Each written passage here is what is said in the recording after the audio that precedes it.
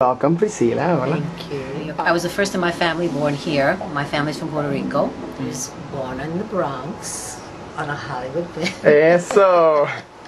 That's a true story. Everything from chorus line, everything that I said in that show was true. It came from my mouth. It came from my heart. Because we developed that show in actually the first workshop that Chorus Line created the workshop. There were no workshops before that. So it set the precedent for that.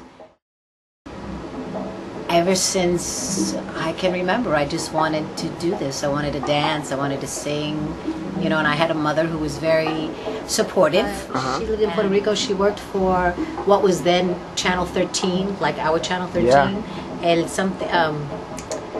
La Escuela del Aire. La Escuela del Aire. And she used to type the scripts for La Escuela del Aire. Nice. And so she had some taste of, you know, acting or whatever. And when she saw that alive in me, she was very happy to nurture that. When I did Chorus Line, I had been doing Broadway shows for 11 years. Yeah. So people always thought, oh, overnight success. No. How was it? I never found a problem in the theater with any sort of being Latina or not. I never felt any discrimination. Nice. I didn't.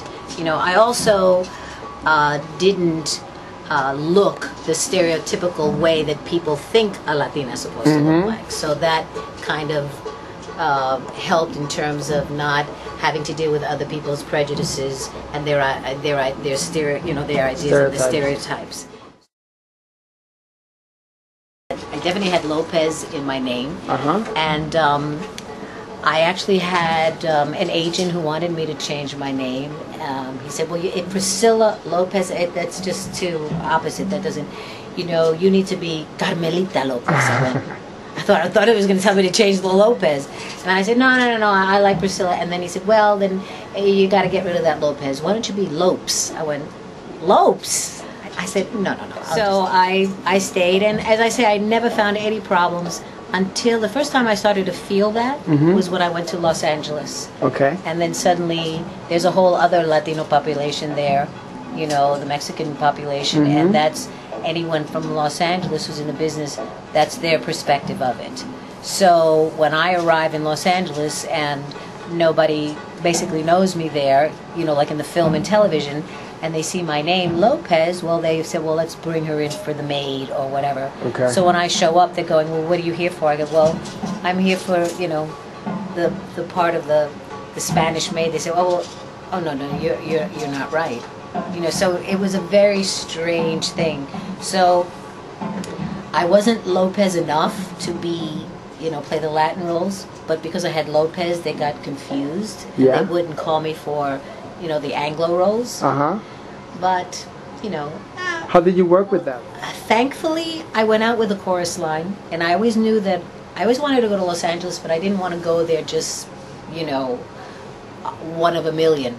So when Chorus Line was such a tremendous hit, I said, this is the time to go, because I'm not going to be knocking on people's doors. They're going to be knocking on mine. And that's exactly what happened. Nice.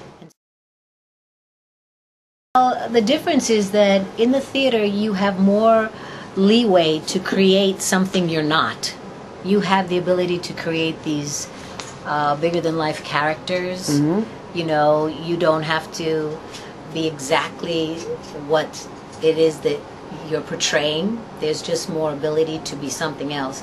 And in film, because it's right here, you have to be what it is, because there's too many people out there who are really that.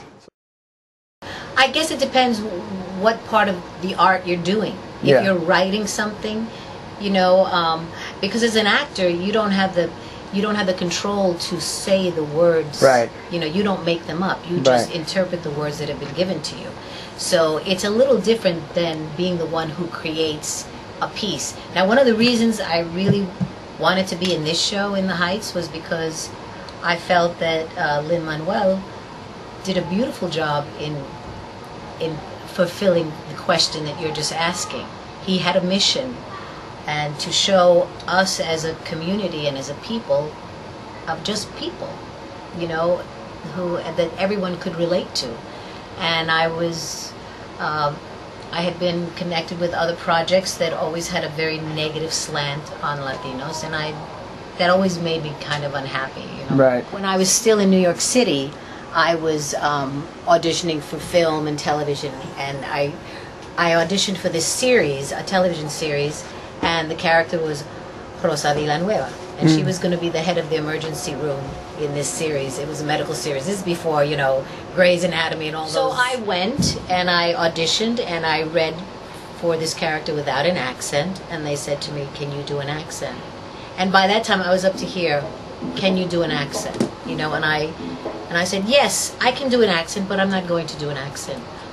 Why? I said, "Well, because I'm tired of people not dealing with the reality." I said, "I'm Priscilla Lopez. This is what I look like. This is what I sound like. I was born in, you know, why can't you accept that? Why can't you accept what I am? You're afraid that if I don't have an accent, they won't know that I'm the Latina, you know?"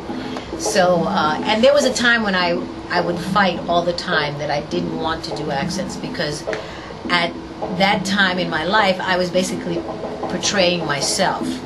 As I got older, then I didn't have so much a problem, or I could rationalize it in my head that, well, this woman was born in Puerto Rico and she came here and she has her accent.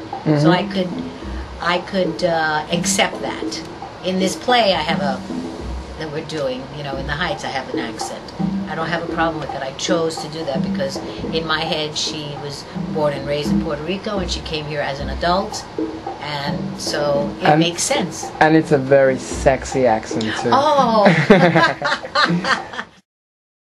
Shakespeare's great Romeo and Juliet. Exactly, so, exactly. And I thought it was actually a really beautiful way to mesh all of that, and to also, because even though it dealt with the whole gang thing, I mean, the Anglo gang too, so it wasn't like we were just the gang members. There were two gangs, you know, and I thought it had a very human element.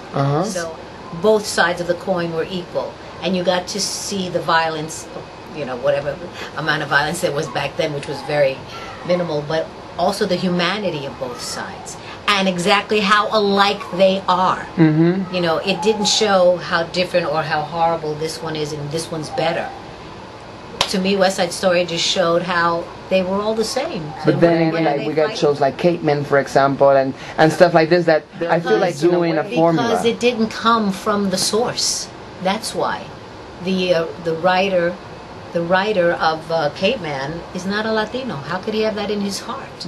It wasn't from the source. So how can you know, that's why everyone says this show is so authentic, it's so wonderful. Why? Because the creator is a Latino, and, you know, 99% of the cast is Latino, and we all understand that, and we celebrate all that. And in our celebration and portraying it, then the audience, no matter who they are, they can celebrate that too. And how do you think that we can make more of that good theater that celebrates the culture happen? Well, I think it'll hopefully open the opportunity to just tell stories, human stories, not Latino stories, or black stories, or Jewish stories, just stories, you know, about people who happen to be whatever they are. Yes. You know, and that's when you really deal with the heart, that's when something clicks. Just like in a chorus line. When chorus line started and people didn't know too much about it, and they thought, a show about dancers? What is that? Who's going to care about that?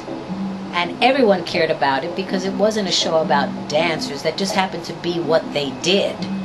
It was a show about aspirations and dreams and please love me, accept me, you know, looking for approval, having to depend on other people to give you an opportunity, overcoming a situation when people say, no, you're not capable of that and you never will, and then you succeed anyway. So it was a show about, you know, the adversities that we all face and overcoming them.